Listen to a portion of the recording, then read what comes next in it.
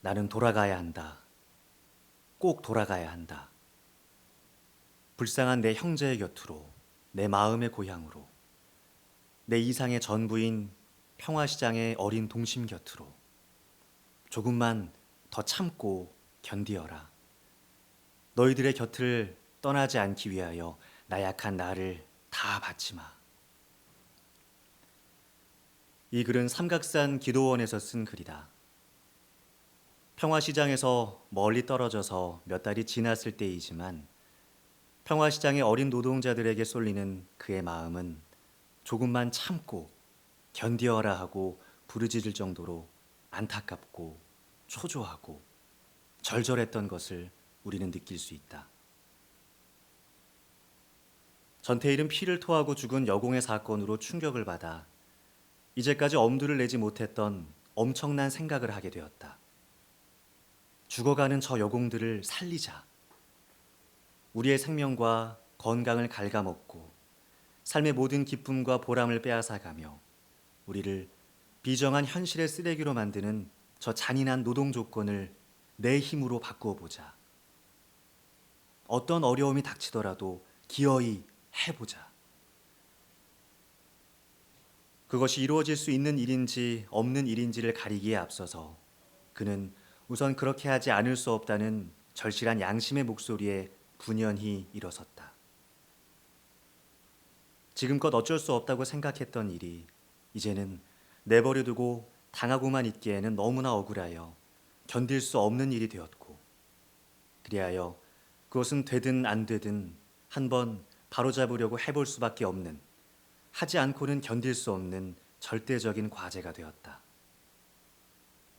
후일 그는 근로조건 개선은 이루어질 수 없는 일이니 노동운동에 손대지 말라는 주위 사람들의 충고에 대하여 이 일은 안 할 수 없는 일이니 되든 안 되든 할 수 있는 데까지 해보겠다고 대답하곤 하였다. 이제 테일에게는 새로운 일과가 생겼다. 그전에는 드물었던 아버지와의 대화가 잦아졌다. 밤마다 집에 돌아오면 저녁 먹을 생각도 않고 아버지가 알고 있는 노동운동에 관한 모든 것을 묻기 시작했다. 그가 생전 처음으로 근로기준법이라는 것이 있다는 사실을 알게 된 것도 이때였다. 그가 노동운동을 하기 위해서는 노동자들의 단결된 힘이 필요하며 조직이 필요하다는 것을 알게 된 것도, 또 노동자들의 조직인 노동조합이 법적으로 인정되어 있다는 것을 알게 된 것도 모두 아버지의 체험담을 통해서였다. 그런데 이 무렵 또 하나의 충격적인 사건이 일어났다. 직장에서 쫓겨난 것이다. 그 사연은 이렇다. 재단사로서의 생활이 길어지면서부터 그는 어느샌가 피곤해서 견디지 못하는 어린 시다들을 일찍 집에 보내주고 밤늦도록 혼자 작업장에 남아 시다가 할 일을 대신하는 게 버릇처럼 되었다. 하루는 그날 역시 몸이 아픈 아이가 있어서 모두 먼저 내보내고 혼자 남아 작업장 청소를 하고 있었다. 그런데 업주에게 그만 들켜버렸다. 업주가 왜 그러고 있느냐고 물어서 테일이 사실대로 대답했다. 그러자 기업주가 불쾌한 낯빛으로 재단사는 재단사가 할 일만 하지 왜 시다들의 일까지 참견하느냐. 자꾸 그러면 시다들의 버릇이 나빠진다 라고 주의를 주었다. 그런 일이 있은 다음 날 업주가 다시 밤늦게 작업장에 올라가 보니 여전히 테일이 혼자 청소를 하고 있었다. 어제 일껏 주의를 주었는데도 왜 또 마음대로 일찍 내보냈느냐. 죄송합니다. 며칠 전 밤일하고 난 뒤부터 하도 피곤해하기에 애처로워서 보냈습니다. 그러나 그 애들 일할 만큼 제가 대신하면 되는 것 아닙니까? 그렇다면 마음대로 해. 주인 말 안 듣고 그렇게 제멋대로 하는 재단사하고는 나도 같이 일할 수 없으니 내일부터는 나올 필요 없네. 업주와 재단사 사이에 이런 따위 말다툼이 몇 번 오가고 나서 그는 간단하게 해고를 당했다. 원래 업주는 테일을 곱게 보지 않았다. 재단사가 미싱사와 시다들의 사정을 들어주고 생각해주는 것이 업주에게 이로울 리 없었다. 그저 시키는 대로 묵묵히 일만 하는 종업원이 업주에게는 가장 반가운 사람이다.